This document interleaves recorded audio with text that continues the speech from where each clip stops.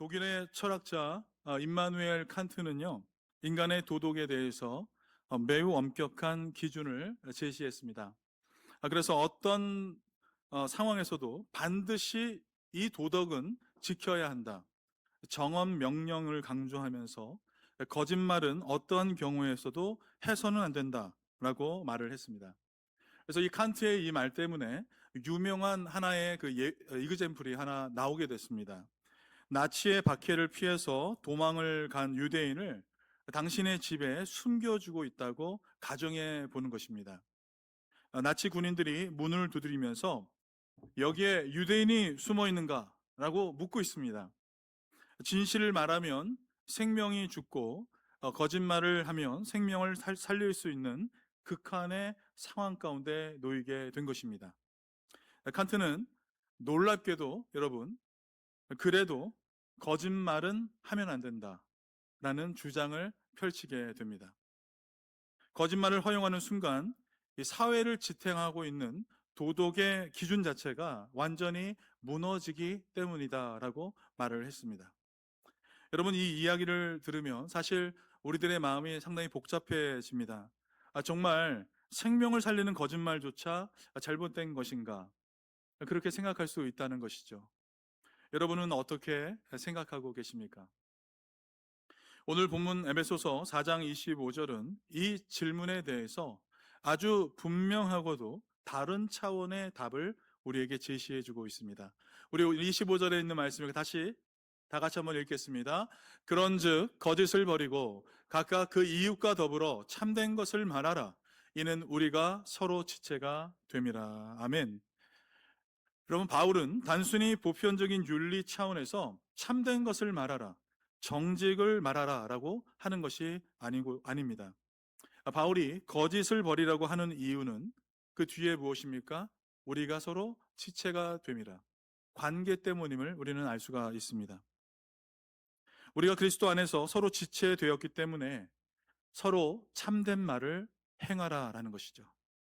거짓은 단순한 말의 실수가 아니라 서로 연결된 한 몸을 해치고 공동체를 무너뜨리는 행위가 되기 때문입니다. 그렇다면 여러분, 에베소서 4장 25절을 기록한 사도 바울의 시각에서 이 칸트의 이 딜레마를 바라본다면 어떠한 답이 나오게 될까요? 나치에게 진실을 말해서 유대인의 생명을 내어주어야 할까요? 아니면 거짓말을 해서라도 한 생명을 살려내야 하는 것입니까? 오늘 본문은 그 답을 우리가 세상을 바라보는 시각과 전혀 다른 곳에서 찾게 해주고 있습니다. 오늘 이 답을 제가 설교의 마지막 부분에서 함께 나누려고 합니다.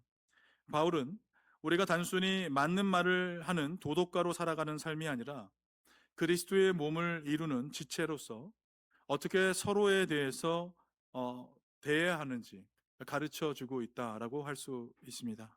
오늘 이 말씀을 통해서 사랑하는 성도 여러분 모두에게 우리 하나님의 크신 은총이 함께하기를 간절히 축복합니다. 우리가 입술에 거짓된 필터를 걷어내고 주님 안에서 참된 것을 말하기 시작하실 때, 그때 여러분의 심령과 가정 또한 우리 공동체 전체가 세상에 줄 수 없는 하늘의 평강과 기쁨으로 가득 차게 될 줄 믿습니다. 할렐루야. 아멘. 네, 우리 먼저 첫 번째, 왜 교회는 그럼 반드시 진실해야 하는가? 이 지체 의식 때문입니다. 에베소서는 여러분 매우 체계적인 책이라고 제가 여러 차례 말씀드렸습니다. 에베소서 1장부터 3장은 하나님이 주신 새로운 생명과 공동체를 다루고 있고요. 이제 4장부터는 그 공동체가 어떻게 살아가야 할 것인가, 새로운 기준을 제시해 준다고 말씀을 드렸습니다. 그래서 1장부터 3장은 복음에 관한 내용이 담겨져 있다면 4장부터 6장은 생활에 관한 내용이 담겨져 있다. 어떻게 복음을 생활할 것인가에 대해서 다루고 있는 성경이다라고 말씀드렸어요. 오늘 본문은 그 구체적인 삶의 변화 중에서 첫 번째 명령이라고 할 수 있는 내용이 나온 것이에요. 사도 바울이 거짓을 버리고 참된 것을 말하라 라고 한 그 이유는 단순한 도덕적 재무장을 얘기하고 있는 것이 아니라 우리가 서로 지체가 됩니다 라고 얘기하고 있습니다. 유기적 공동체 원리 때문임을 분명히 밝히고 있는 것이에요. 여러분, 본문에 거짓이라고 되어 있는 헬라어가 토푸슈도스라는 단어예요. 토푸슈도스. 이것은 하나님을 대적하는 거짓된 체계를 의미합니다. 거짓된 체계. 그런데 앞에 토라는 헬라어 정관사가 붙어 있어요. 그래서 이것은 그 거짓된 체계라는 의미가 되는 것이죠. 우리가 이 체계를 끊어내야 하는 그 이유는 우리가 그리스도의 몸을 이루고 있는 한 지체이기 때문에 곧 서로 연결된 생물학적 기관이기 때문이다라고 얘기하고 있다는 것입니다. 여러분, 손이 뜨거운 것을 만졌는데 신경계의 뇌가 시원하다라고 거짓 정보를 보낸다면 여러분, 우리 몸은 곧 파멸하게 될 것입니다. 이처럼 진리는 공동체를 하나로 묶는 영적 신경망이지만 거짓은 이 망을 파괴하는 자가 면역 질환과 같다라고 할 수 있다는 것이에요. 거짓이 들어오면 공동체가 무너지게 되는 것입니다. 여러분, 이 말은 현대 학문의 통찰과도 아주 연결되어 있습니다. 심리학적으로 이것은 실제와 허구를 동시에 유지해야 하는 인지 부조화를 일으키게 되고요. 그래서 우리의 정신 에너지를 고갈시키게 되는 것입니다. 또 심리적 안정은 내 연약함을 정직하게 드러낼 수 있는 그 진리 위에서만 형성된다라고 말하고 있어요. 거짓된 삶에서는 우리가 심리적 안정을 누릴 수 없다는 거예요. 그래서 여러분, 어린아이들이 거짓말을 하면 어떤 증상이 일어납니까? 자기도 모르게 손을 떤다든가 고개를 흔들다든가 또 이런 이상한 증상을 보이지 않습니까? 심리적 안정감이 안 생기는 거예요. 거짓말을 하기 때문에. 사회학적으로도 진실은 가장 강력한 사회적 자본이죠. 구성원 간의 정보의 불균형과 여러분 속임수가 발생하게 된다면 신뢰라는 화폐가 가치를 잃어버리게 될 것이고 결국 공동체 시스템 전체가 이것으로 붕괴되고 마는 것입니다. 그러므로 여러분, 우리는 교회 안에서 진실을 말하도록 서로 애써야 할 것입니다. 교회 안에서 가장 세련된 여러분 가면이 무엇인지 아세요? 교회 안에서 가장 세련된 거짓의 가면, 괜찮습니다 라는 단어일 것입니다. 괜찮습니다. 괜찮습니다. 여러분, 이것을 우리가 내려놓아야 할 것 같습니다. 영혼이 고갈되었음에도 믿음 좋은 척 편집된 진실을 말하는 것은 공동체의 치유 기능을 마비시키는 행위다라고 할 수 있습니다. 내가 아프다고 말해야 지체가 나를 위해서 기도할 수 있죠. 또 부족함을 고백해야 우리 서로가 도울 수 있는 것이죠. 근데 이런 고백을 하지 않고 괜찮습니다 라고 말한다면 우리 공동체가 스스로가 그 기능을 상실해 버리게 만드는 요소가 되기 때문입니다. 이번 주간 우리가 거룩한 필터를 하나만 제거해 보기를 원합니다. 우리의 정직한 고백이 그리스도의 몸을 건강하게 세우게 되는 생명선이 될 것입니다. 여러분, 우리가 진실해야 하는 그 이유는 도덕적 우월감 때문이 결코 아니라 우리가 주 안에서 뗄 수 없는 운명 공동체 때문임을 여러분 기억하시고 오늘 주님의 그 말씀을 깨닫고 진실되게 말하기를 애쓰는 우리 모두 되기를 간절히 소망합니다. 두 번째는 현대적 거짓의 모습이에요. 필터가 입혀진 이미지 메이킹. 아마 이런 말 많이 들으셨을 것 같은데 우리 삶에서 사도 바울이 말한 이 거짓은 그러면 어떠한 옷을 입고 나타나게 될 것인가 라는 것입니다. 여러분, 우리 흔히 심리학에서 이런 용어가 있습니다. 버넘 효과라는 단어가 있어요. 들어보셨습니까? 버넘 효과. 누구에게나 해당할 법한 모호하고 긍정적인 말을 들으면 맞아, 그거 나한테 하는 얘기 같은데 그게 바로 나야 라고 믿어버리는 현상이에요. 이거를 버넘 현상이라고 얘기합니다. 우리는 여러분 스스로를 향해서도 이 효과를 너무나 잘 사용하고 있어요. 나는 그래도 꽤 정직한 사람이야 라고 생각하는 거죠. 이 정도면 신실한 편이지 라고 생각하는 거예요. 적당히 괜찮은 사람으로 자신을 분류하려고 안심하려고 하는 것이죠. 여러분, 하지만 성경은 이런 모호한 자기 평가를 결코 허용하지 않습니다. 오늘 본문은 우리의 느낌이 아니라 실제 말과 행동을 겨냥해서 말하고 있다라는 것을 여러분 보시기 바랍니다. 거짓을 벗어버리고 참된 것을 말하라. 한번 따라해 보시겠습니까? 거짓을 벗어버리고 참된 것을 말하라. 명확하게 성경은 가이드라인을 주고 있다는 것이에요. 이것은 추상적인 도덕 교육이 아니라 구체적인 우리의 삶의 현장에서 우리가 입고 있는 가짜 옷을 찢어버리라는 강력한 촉구라고 할 수 있습니다. 과거에는 노골적인 거짓말이 문제였다면 오늘날 우리는 훨씬 더 지능적이고 세련된 거짓 속에 살아가고 있다라고 할 수 있습니다. 이른바 편집된 진실이에요. 여러분 이런 단어 많이 들어보셨을 것입니다. SNS에 올리는 사진 한 장을 한번 생각해 보세요. 여러분 그 SNS에 올리기 위해서 사진을 몇 장 찍습니까? 남자들은 한 장 정도 찍어서 올릴 수 있는데 여자분들은 수십 장 찍죠. 수십 장 찍어서 그 중에 가장 화려한 찰나를 한 장 골라내고요. 거기에 다시 그 필터를 입혀서 SNS에 올리게 됩니다. 실제보다 더 아름답고 더 행복해 보이게 영적 포토샵을 하게 된다라는 것이에요. 문제는 이런 이미지 메이킹이 교회 안에 들어왔을 때 발생하게 되는 것입니다. 우리는 고통을 감추게 되고요. 연약함은 삭제하게 되고 오직 신앙이 좋아 보이는 단면들만 편집해서 공동체 앞에 내세우게 된다는 것입니다. 마음은 죄와 싸워 처참히 패배했음에도 교회 문을 들어서는 그 순간 자동적으로 거룩한 가면을 쓰게 되는 것입니다. 여러분 이것이 왜 위험할까요? 내가 만든 가짜 이미지 뒤로 우리가 숨어버리는 순간 더 이상 지체들과는 진짜 연결이 쉽지 않고 끊어질 수 있기 때문입니다. 가짜 이미지끼리는 여러분 아무리 만나도 서로를 치유할 수 없습니다. 이 편집된 진실의 비극이 가장 아프게 드러나는 것은 안타깝게도 어쩌면 우리 가정이라고 할 수 있을 것입니다.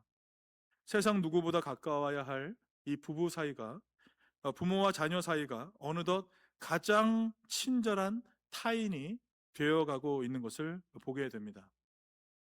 밖에서는 신앙 좋은 장로님이 되시고요. 권사님, 집사님으로 불리시지만 정작 집 안에서는 내면의 분노와 이 연약함을 감추기 위해서 침묵하거나 방어적인 벽을 쌓게 되는 것입니다. 하지만 여러분, 가정 안에서 이 진실이 멈추게 되면 어떻게 될까요? 사랑도 멈추게 됩니다. 가장 가까운 지체인 가족에게서조차 내 마음의 그 생 얼굴을 보여주지 못한 채 각자의 그 필터 뒤로 숨어버리게 된다면 여러분 그 가정은 안식처가 아니라 또 하나의 외로운 무대로 전락하게 될 것입니다. 주님은 우리에게 화려한 포장지가 아니라 정직하고 투박한 생 얼굴로 서로를 대하라고 말씀하고 계시는 줄 믿습니다. 하나님은 우리가 추상적인 정직을 동경하는 것이 아니라 우리의 구체적인 삶의 자리, 그곳에서 나의 가장 밑바닥이 드러나는 그 가정에서부터 이 거짓의 누더기 옷을 벗어 던지길 원하시는 줄 믿습니다. 우리가 거실에서 그리고 식탁 앞에서 먼저 우리의 필터를 제거하고 우리의 깨어짐을 있는 그대로 모습을 드러낼 때 비로소 그리스도의 몸된 교회와 가정은 서로의 상처를 만지는 생명력을 회복하게 될 줄 믿습니다. 이제 옆에 계신 분들과 다시 한번 인사하실 때 우리 필터를 제거하고 참된 것을 말합시다 라고 한번 인사하면 좋겠습니다. 필터를 제거하고 참된 것을 말합시다. 아멘. 거짓말은 단순한 실수가 아니라 여러분 죄입니다. 우리는 종종 거짓말을 사회생활의 윤리나 어쩔 수 없는 선택, 이것을 가볍게 여길 수 있어요. 하지만 성경의 잣대는요, 세상의 기준보다 훨씬 더 엄중하고 단호합니다. 성경은 거짓말을 단순한 성격적 결함이나 실수로 보는 것이 아니라 이것은 우리의 영혼을 파괴하는 명백한 죄로 규정하고 있다는 것을 여러분 기억하시기 바랍니다. 먼저 성경에 한번 보시겠습니다. 레위기 19장 11절 말씀인데 같이 한번 읽어보겠습니다. 너희는 도둑질하지 말며 속이지 말며 서로 거짓말하지 말라 라고 성경 명확히 얘기하고 있어요. 백성들이 지켜야 할 성결 법전의 핵심이에요. 성결한 삶을 살아가길 원하는가? 먼저 거짓말하지 말라는 거예요. 이것이 성경이 주는 핵심입니다. 도둑질과 거짓말을 같은 무게로 다루고 있다는 것이 여러분 놀랍지 않으십니까? 우리는 도둑질이 더 큰 죄라고 생각하는데 그렇지 않다는 거예요. 도둑질과 거짓말을 같은 선상에 놓고 얘기하고 있다. 더 나아가서 요한복음 8장 44절에서는 거짓의 기원에 대해서 예수님이 이렇게 폭로하십니다. 같이 한번 읽어보겠습니다. 거짓을 말할 때마다 제 것으로 말하노니 이는 그가 거짓말쟁이요 거짓의 아비가 되었습니다. 우리가 거짓말을 하는 그 순간 우리는 하나님의 자녀라는 이름에 어울리지 않게 마귀의 언어를 빌려 쓰고 있다라는 의미가 있는 것입니다. 사도행전 5장에 아나니아와 삽비라 사건이 아주 유명한 사건이 있습니다. 이들이 자신의 재산을 다 드리겠다 얘기하고 나서 다 드리지 못하고 숨겼어요. 그러자 제자가 왔을 때 그가 그 자리에서 즉사하는 일들을 경험하게 됩니다. 여러분, 이들이 심판을 받은 이유는요, 헌금을 적게 냈기 때문이 결코 아니었습니다. 자신의 평판을 위해서 진실을 왜곡하고 공동체를 속였기 때문이었습니다. 그 이유 때문에 그들은 그 자리에서 즉사하게 되었습니다. 여러분, 베드로는 이들에게 사람에게 거짓말한 것이 아니요 하나님께로다 라고 그들의 죄를 분명하게 지적해 주고 있습니다. 여러분, 이것은 공동체 내의 거짓이 단순한 인간관계의 문제를 넘어서는 것이고 그 몸의 주인이신 하나님을 모독하는 행위라는 것을 엄중히 경고하고 있는 구절이라고 할 수 있는 것입니다. 오늘날 우리는 정치, 언론, 심지어 강단에서조차 정직 불감증에 빠진 그런 시대를 살아가고 있습니다. 어떤 게 진실인지 모르겠어요. AI가 나오니까 더 모르겠어요. 이게 정말 사실인가? 여러분, 세상은 결과가 좋으면 수단은 정당화될 수 있다고 우리를 유혹합니다. 그러나 교회는 세상과 다른 기준을 가져야 할 줄 믿습니다. 거짓은 개인의 도덕적 오점을 넘어서서 우리 하나님의 임재를 가로막는 담이 될 것이며 우리 안에 계신 성령을 근심하게 하는 일이다. 여러분, 그렇게 받아들이시길 바랍니다. 거짓말할 때 우리 안에 계신 성령께서 근심하게 되신다. 여러분, 그렇게 생각하시길 원해요. 주석가들은 그래서 바울이 에베소서 4장에서 굳이 이 거짓을 가장 먼저 언급한 이유가 무엇인가? 왜 복음 생활에 있어서 거짓에 대해서 가장 먼저 바울은 언급하였을까? 이렇게 설명하고 있어요. 진리가 빠진 사랑은 위선이고 진리가 없는 거룩은 연극일 뿐이기 때문입니다. 그렇습니다, 여러분. 아무리 화려한 예배를 드리고 뜨겁게 우리가 기도한다 해도 여러분, 그 바탕에 진실함이 없다면 그것을 하나님이 받으시는 종교적 쇼에 불과할 것입니다. 하나님이 이 쇼를 받지 않으실 거예요. 하나님은 우리가 조금 부족하더라도 진실되길 원하시는 줄 믿습니다. 거짓의 누더기를 입고 드리는 제사가 아니라 상한 심령, 그 심령 그대로 있는 모습 그대로 우리 주님께 나아오길 원하시는 줄 믿습니다. 사랑하는 성도 여러분, 우리의 언어가 하나님의 성품인 진실함을 닮아갈 때 우리의 신앙은 실제적인 능력을 얻게 된다는 걸 여러분 믿으시기 바랍니다. 세상의 방식이 아니라 하늘의 법도를 따라서 사소한 말 한마디라도 하나님의 정직을 선택하는 결단이 우리 모두에게 있기를 예수님의 이름으로 간절히 축원드립니다. 아멘. 마지막은 진실함에는 여러분 뭐가 필요할까요? 용기가 필요합니다. 진실하려면 용기가 필요해요. 진실하게 산다는 것 결코 쉽지 않은 일입니다. 진실을 말할 때 당장의 손해를 감수해야 될 수도 있고요. 공들여 쌓은 관계가 불편해질 수도 있습니다. 무엇보다도 나의 초라한 약점을 고스란히 드러내야 하기 때문에 진실을 말한다는 것 너무나 어려운 일입니다. 그래서 여러분, 우리는 사실 본능적으로 나를 보호해줄 거짓의 옷을 자꾸만 껴입게 됩니다. 적당히 포장하고 숨기는 것이 세상 사는 지혜야 라고 얘기하는 것을 귀담아 들으면서 적당히 꾸미고 포장하는 것으로 살아가면서 스스로를 위로하려고 합니다. 그러나 여러분, 우리가 기억해야 할 사실은 거짓으로 자신을 방어하는데 그 쓰는 에너지가 진실을 말하는 용기보다 훨씬 더 우리 영혼을 피폐하게 만든다는 것을 우리는 기억해야 할 것입니다. 여기 여러분 한 도자기가 있다고 한번 상상해 보세요. 겉은 화려하지만 사실 몸체에는 깊은 금이 가 있는 것입니다. 주인이 이 금을 감추기 위해서 접착제를 바르고 또 그림을 덧칠했습니다. 처음에는 멀쩡해 보이지만 여러분 그 속에 뜨거운 차를 붓는 순간 이 덧칠은 녹아내리게 될 것이고 갈라진 그 틈을 통해서 내용물들이 쏟아지게 될 것입니다. 여러분 우리의 인생도 이와 같죠. 평안할 때는 괜찮아 보입니다.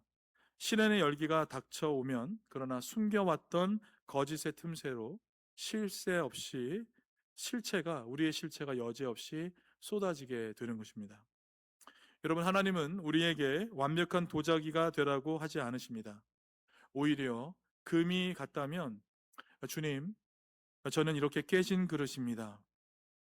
상한 심령입니다. 라고 정직하게 고백하는 그 투명함을 우리 하나님이 원하시는 줄 믿습니다. 우리가 익숙함을 숨기기 위해서, 이 약함을 숨기기 위해서 거짓의 덫을 멈추고 정직하게 우리 주님 앞에 나아갈 때 비로소 주님은 그 갈라진 틈을 은혜로 메꾸시고 우리를 참된 그릇으로 사용하게 되실 줄 믿습니다. 말씀을 맺겠습니다. 제가 여러분 설교를 시작하면서 독일의 철학자 칸트가 던진 딜레마를 여러분에게 제시했습니다. 나치에게 쫓기는 유대인을 숨겨줬을 때 진실을 말해야 하는가? 자, 여러분 마음속에 결정이 좀 내려지셨나요? 진실을 말해야 하는가? 여러분 세상에 윤리는 이 상황에서 정직과 생명 이 사이를 고민하겠지만 오늘 사도 바울은 우리에게 훨씬 더 높은 차원의 이야기를 제시해주고 있습니다. 참된 것을 말하라. 이는 우리가 서로 지체가 됨이라. 여기서 바울이 말하는 참됨은 단순한 사실의 나열이 결코 아니에요. 이게 중요합니다.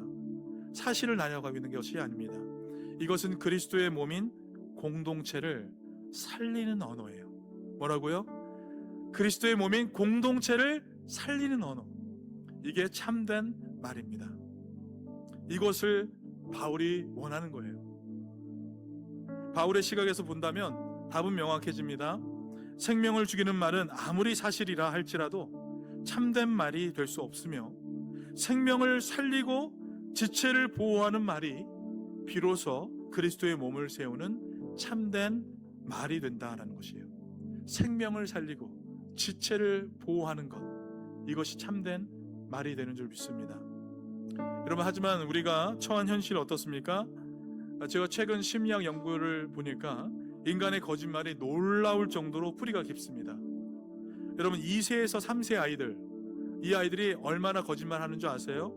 30%가 이미 거짓말을 시작하고요, 4세에서 6세는 50% 이상이고요, 7세에서 12세는 80%가 거짓말을 한다고 합니다. 놀라운 결과 아니에요? 그리고 여러분 뉴스는 어떨까요? 뉴스는 100%라고 합니다.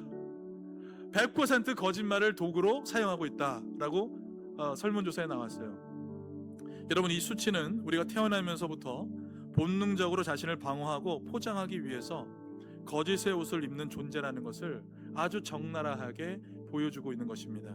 그렇게 여러분 우리는 단순히 맞는 말을 하는, 옳은 말을 하는 정보 전달자가 되는 것이 아니라 사람을 살리는 말, 그리스도의 지체로 만들어가는 말, 그런 말을 해야 될 줄 믿습니다.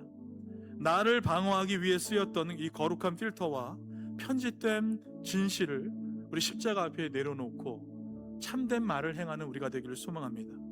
가정에서 배우자에게, 교회에서 지체들에게, 또 일터에서 동료들에게 나를 포장하는 가면을 벗어버리고 여러분 생 얼굴로 마주 서시기 바랍니다. 그리스도의 몸을 살리는 쪽으로 말하겠습니다 라고 결단하는 우리 모두 되기를 간절히 소망합니다. 한번 따라해 보시겠습니까? 그리스도의 몸을 살리는 말을 하겠습니다. 아멘. 이것이 여러분 참된 말이에요. 이것이 오늘 사도 바울이 참된 말을 하라 라는 말의 핵심인 것입니다. 우리가 거짓을 버리고 사람을 세우는 참된 말을 시작할 때 우리 공동체는 세상이 흉내낼 수 없는 견고한 신뢰와 사랑의 몸으로 세워져 가게 될 줄 믿습니다. 그렇게 우리의 교회가 참된 말을 통하여서 서로를 격려하고 위로하고 함께 세워져 가는 그리스도의 몸된 교회 되시기를 예수님의 이름으로 간절히 축원합니다. 아멘.